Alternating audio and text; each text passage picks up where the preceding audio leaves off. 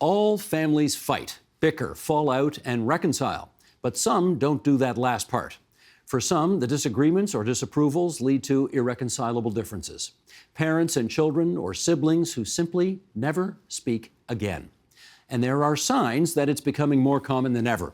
With us now for a closer look at what's often called estrangement, we welcome, in the Bay Area city of Orinda in Northern California, Joshua Coleman, Senior Fellow with the Council on Contemporary Families and author of The Rules of Estrangement, Why Adult Children Cut Ties and How to Heal the Conflict. And here in our studio, life coach Becca Bland, who is Chief Executive and founder of Standalone UK, the only charity of its kind in the world supporting people estranged from family. And clinical counseling and health psychologist Saunia Ahmed, who is director of the Toronto Psychology Clinic. And we're happy to welcome you, two guests here in our studio here in Toronto, and Joshua, you on the west coast of California, to our program tonight. Joshua, we're going to get to the whys of this soon, but let's start with this. When did you first notice that family estrangements were becoming a bigger thing? Well, I saw a huge uptick in my practice probably in the mid 2000s. And, I came to this topic because I was married and divorced in my 20s and have an adult daughter who I'm now very close to. But there was a period of time in her early 20s where she cut off contact with me for a couple of years, which is incredibly painful. There was nothing written at the time to help parents for it. And I eventually did work my way back to her. But going through that gave me a very profound sense of the kind of despair and heartbreak and sorrow and guilt and regret that estranged parents feel. So I wrote my first book about that topic in 2007. And as a result of that, got a wide following of parents both in here and in other Anglophone countries. And then as a result of that, developed a webinar series. I did my own research on the topic, culminating in my most recent book. So I've seen a huge uptick, really, I guess, in the past 15 years or so. Okay. Becca, what does Standalone do? So we are a charity that supports people who are estranged from their families or a key family member. So we support people from all kinds of estrangements. So people might be estranged from a parent, a child, a sibling, or the whole wider family. So we provide support groups, which we've just had a great clinical study that's proven how effective they are at reducing stigma and improving people's emotional well-being. Do you come to this issue for the same reason Joshua did? And personal experience of estrangement in my whole family through many generations has led me to an interest in this topic. And I think it's something I truly feel we need to speak more about in society to understand more and to know that not all families operate within this kind of very nuclear, close model that perhaps the media portray us to. Saunia, in your practice, typically speaking, who wants to be estranged from whom? Typically, it's often adult children who are estranged from their parents. In terms of want to, it may not be something they necessarily wanted to do, but they had to do in order to take care of their personal well-being. It got to a place where the relationship was so toxic that even though people believe, family sticks together, blood is thicker than water, it's just not possible to remain close to family if it's going to affect their own personal well-being. Okay, Joshua, let's get into the whys then. Why does this seem to be happening more lately than previously?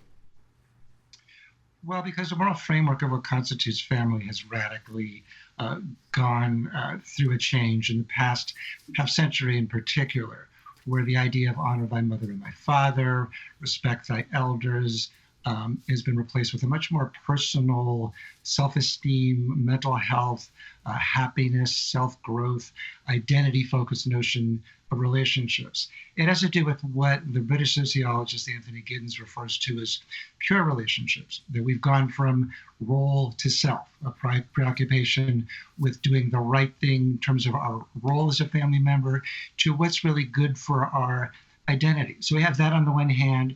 We have the role of divorce, which in my research and other people's research has shown weakens family relationships.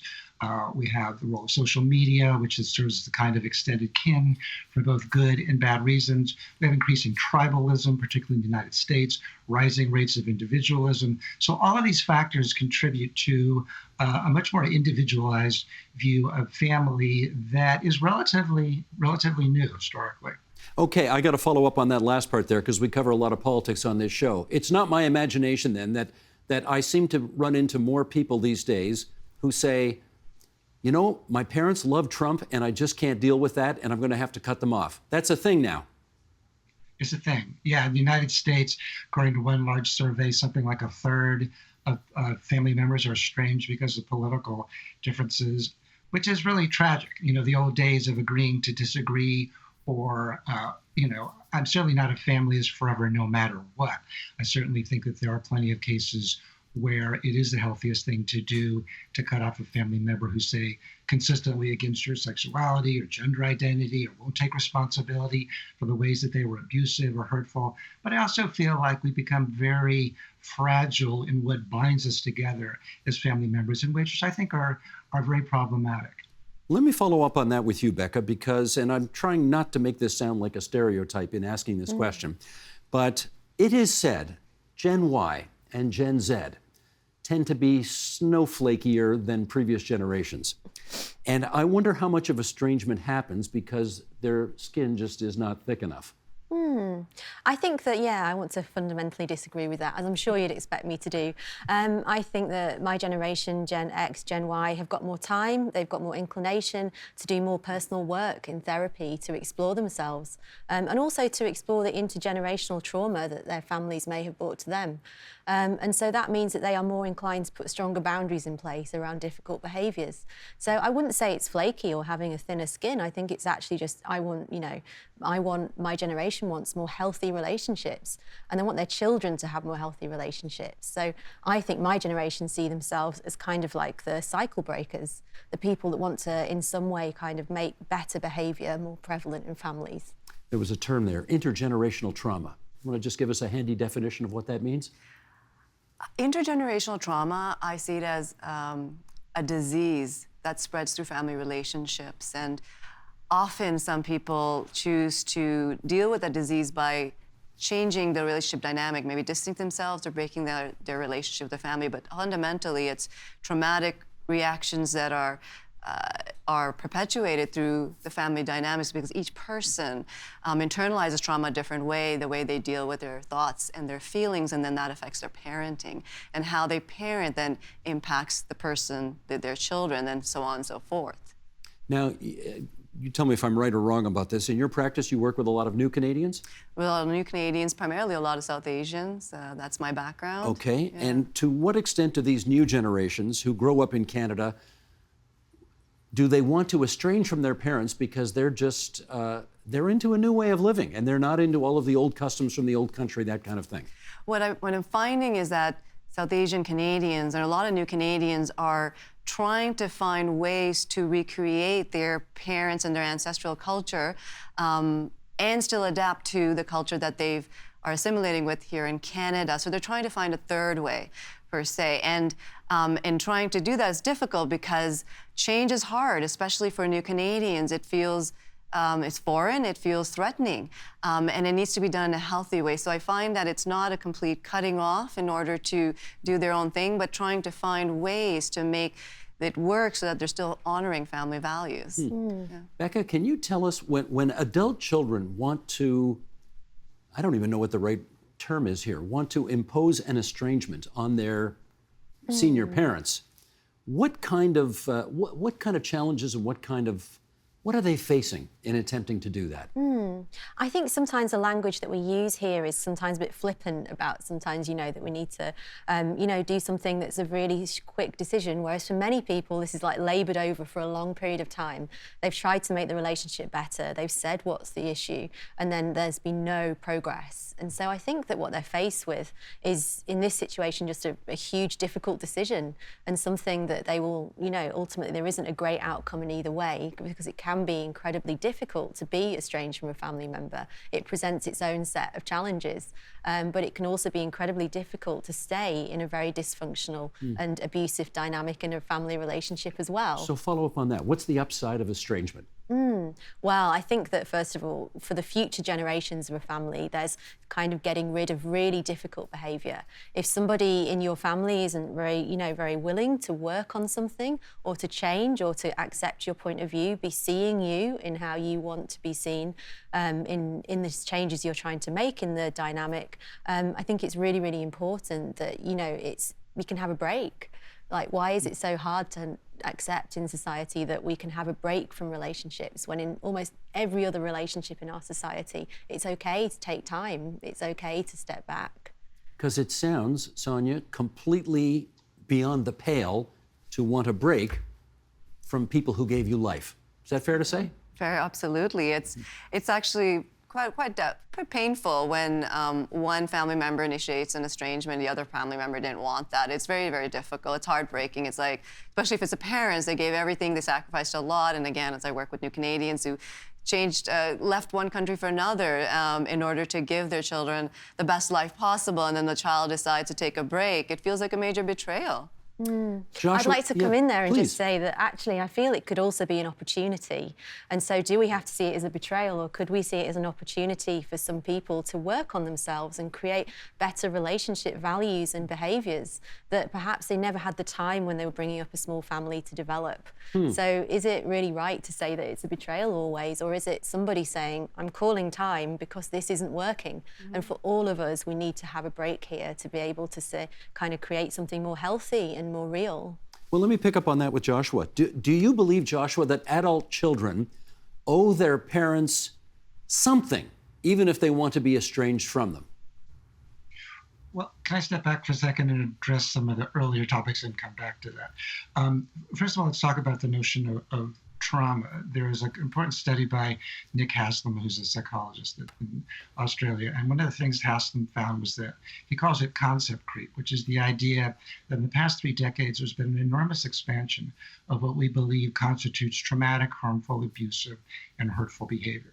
So a lot of what younger generations are calling any of those things to justify their estrangements are things that in the parents' generation would not have been considered any of those things. So there's often this very generational disconnect between what constitutes harmful, traumatic, or abusive behavior. And part of what my role is with doing family therapy is helping bridge that kind of cultural, generational gap. So I think it's a really important thing. Also, people don't estrange themselves just because of trauma and child abuse. They estrange themselves because they get married and their spouse doesn't like them.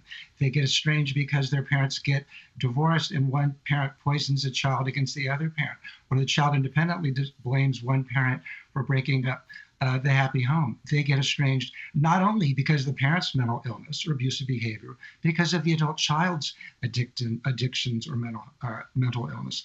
They also then get estranged because a family member, parent, or adult goes into therapy, and that therapist misdiagnoses either the adult child or the parent, and that launches an estrangement. So I think it's critically important that we widen this discussion beyond traumatizing parents and snowflake children, A. And B, I think both generations owe something to the other. I think that parents owe to their adult children a willingness to take responsibility, to show empathy, to show compassion, to find the kernel, if not the bushel of truth in the children's complaints. I think adult children should try to see their parents as flawed, but trying the best they could, even when that best was not very good, to give them the opportunity to do therapy, to make amends, and to heal the bridge. So both generations owe the other more time, more care, more consideration. Becca, is part of your organization's mission to bring people back from estrangement, or are you more focused on how to effect estrangement in a healthy way for everybody? What's the focus? So I think it's really important that, we recognise that there's been a huge push towards reconciliation with a lot of services, and that ultimately what my charity does is take a very non-judgmental stance. And what we say is that you know what's best for your family relationship. We don't know. So I could sit here and say I know what's best for every family relationship in Canada, but that would be a lie. I don't. Only you live within your family relationship. So what our organisation does is that it helps people to kind of look at the best way forward. For some people, they may desperately want reconciliation with a family member, and they may really want the behaviour to change. And so we help them to understand how they can best go about that. And for others, they may just have done too much work on this with their family, and nothing has changed for years. So we help them to try and find peace and a different way forward in their life, on their own, with new family, like, for example, a kinship family, friends, new partners, and ultimately to try and find a life that's nourishing for themselves beyond this issue. And yeah, so I think the organisation takes critically a non-judgmental stance on this. Understood. We have heard of the expression ghosting, Saunia, when it comes to dating, right? People they just disappear, right? They don't return your calls, they don't return your texts and all that. Do you see any of that happening as it relates to family estrangement, that somebody just literally cuts somebody off with no apparent warning and they're just ghosted? I do see that, and it's not as common as it is on online dating in particular. It's not that easy to just ghost your family. They pick up on it pretty easily. But certainly I'm finding more and more, I'm seeing people have difficulty in communicating around relationships and difficult relationships and how they may want to distance themselves. So they just deal with it by ghosting, by just not talking. A lot of times when people are estranged and they realize they're estranged, like, we haven't spoken. There's no actual talk about, hey, we're going to be estranged. It just happens. And sometimes it can happen to somebody who just least expects it. And I just also want to pick up on what we're talking about here too with regards to reconciling as well. If people want to do that, sometimes what I find when I work with people who are dealing with being at some stage of the estrangement process is that they are really wishing for their, say for instance, an adult child, their parents to change, to apologize, to acknowledge something. And the work in therapy, whether or not they choose to reconcile or not with their family, is for them to process those feelings and to let go of that wish for their family to change, and to grieve what they couldn't have, and to see, as was talked about, is that their families are humans. There's much more complex. Not everyone's family is as ideal as they want it to be. So people can do that work of healing, the personal healing that they need to do. Sometimes they absolutely need to be disconnected from the family, but sometimes they may not need to. They just need to know that the work is their own. So you can wait a long time for an apology, or you can accept the fact that it ain't going to happen and do the best you can. Absolutely, and sometimes hope in the wrong places can also be maladaptive. Joshua, how about this notion, Joshua, of ghosting? Do you see much of that, and do you think, is there ever a legitimate reason to simply ghost your parents who may be in their, 70s or 80s? No, there's not. There's not a legitimate reason to just suddenly stop talking to somebody. I mean, I think, as Becca was saying earlier, in many cases, there has been an attempt to talk to the parent, to complain, et cetera, but not always. Sometimes people ghost because they have mental illness, or because they're too embarrassed that their spouse is saying, choose me or them, you can't have both. There's a lot of reasons for it. But otherwise, everybody deserves an explanation, particularly in a family relationship where the consequence is enormous heartbreak. I'm working not only with the parents, but also the adult children. And this is a source of enormous pain on both sides. And one of the other things that I want to go back to, we're talking a lot about this from a kind of an individualistic perspective of like, well, it may be better for the adult child to take a break. Well, it may well be, but estrangements are rarely dyadic or even triadic. When an adult child cuts off contact with a parent, it often divides families, that fractures out in many ways. Typically, the adult child is the gatekeeper to the grandchildren. So if there's an estrangement between the parent then that may, and the adult child, that may later mean that there's no contact with the grandparents and the grandchildren, even loving, dedicated grandparents. So again, I really want us to widen this conversation and look at this in a much more systemic way. Becca, perhaps give us some advice on this. If you're an adult child and your children, who are genuinely children, come to you and the child says, how come we don't see grandma or grandpa anymore? How do you handle that moment? Well, yeah, I mean, that's a good question. I think that in terms of handling that moment, I would always say for young children is to be very clear and very truthful with them about what's happening. I think that to cover it up and to deceive children will only come out in the end in a more difficult way.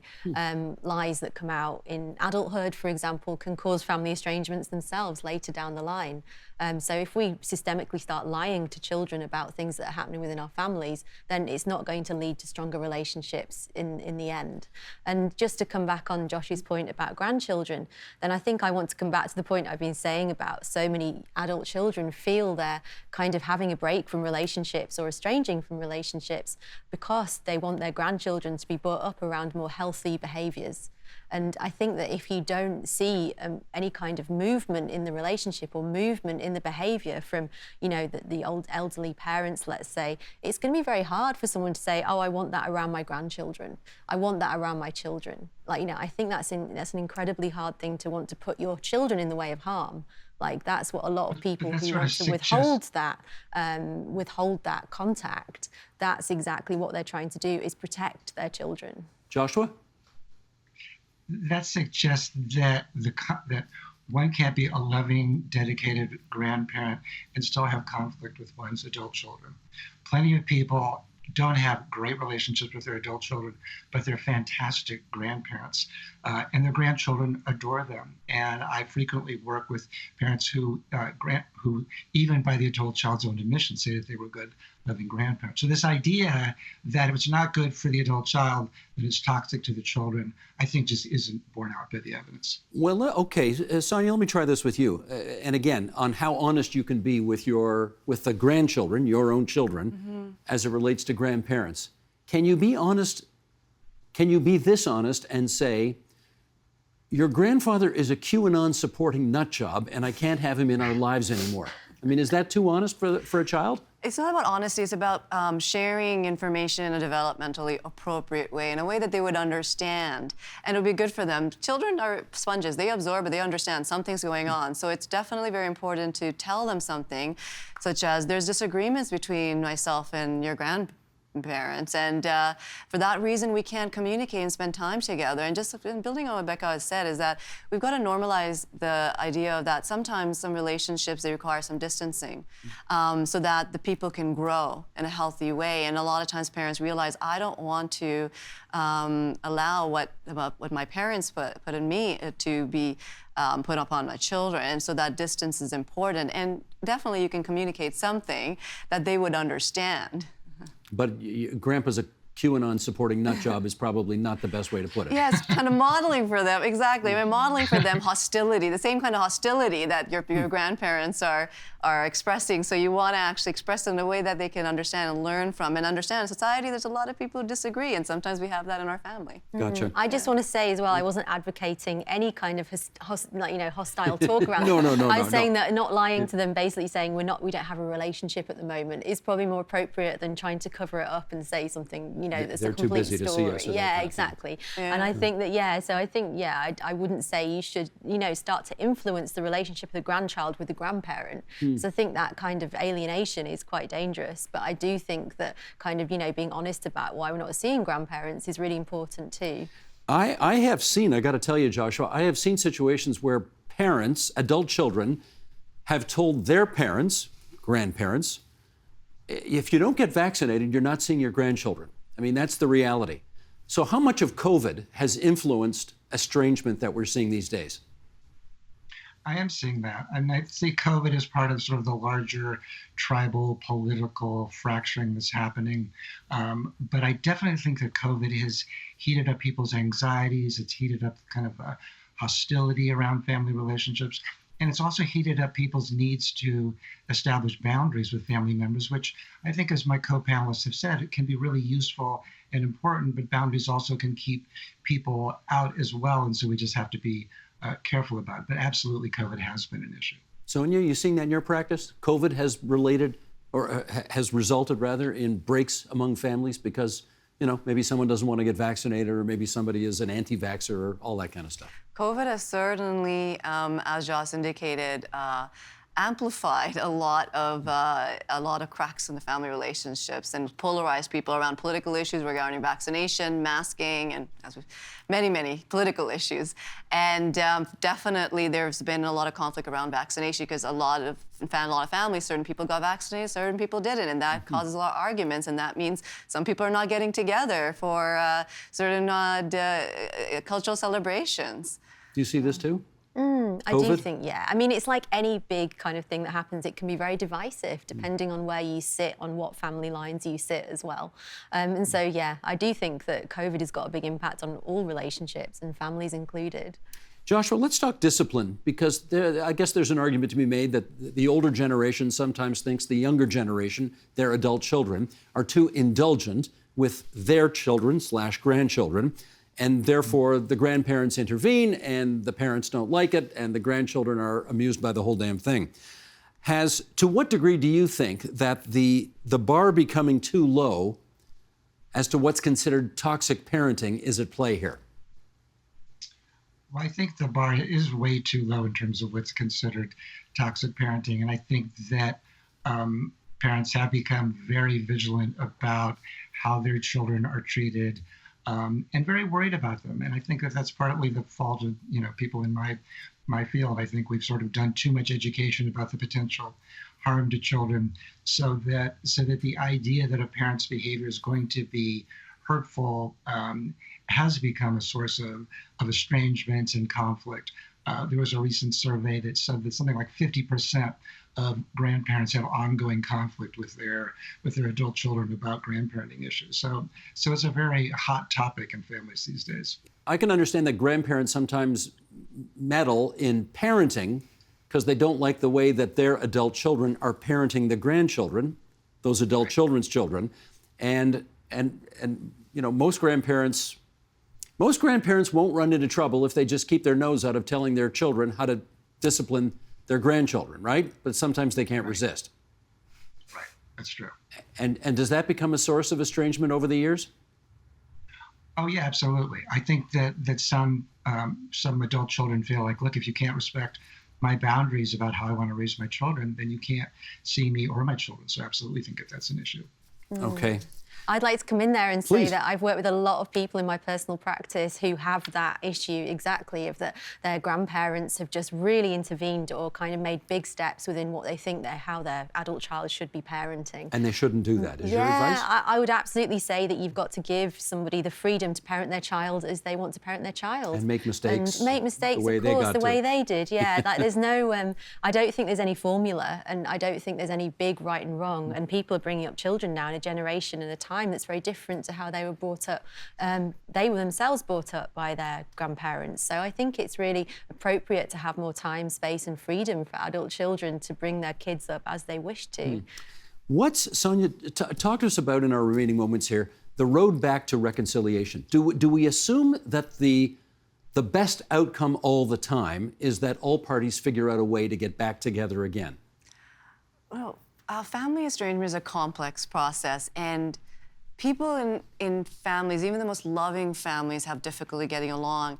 And in terms of whether they reconcile or not, that is something that is a decision that the person needs to make for themselves. They need to be much more, what I do is I help them understand what's leading to the problems in the relationship, what is contributing to how they feel and how they think, and to help them see if they'd wanted to, what that will entail for them in the end, how it'll help them, because sometimes it'd be very detrimental. It can really stop them from growing, as was talked about here with Josh and Becca, is that sometimes being together in a relationship can just cause more grief, more personal harm, and it may not be the best outcome. But the risk is that in trying to, what we want to stay away from is the risk is that in trying to reconcile, that we don't continue to perpetuate the problem for the individual. So just the answer to that question is it really depends. It does, doesn't it? You can, so you can't, Becca, in your work say, the goal here is to get everybody singing Kumbaya in a circle after it's all said and done. That may not necessarily be the best option. Well, no, not particularly for very in-depth issues like, childhood sexual abuse. Like, it can be incredibly difficult to have a relationship with somebody that's experienced that kind of dynamic within their families. And so many family estrangements stem from issues like that. So, it's beautiful if you can do what Brené Brown says, which is rupture and repair. And if you can really, if everyone can take part in the repair in a very genuine way and has the skills, the communication skills, the patience, the time, to really have empathy with each other, of course, that's a really amazing outcome and one that we would all want.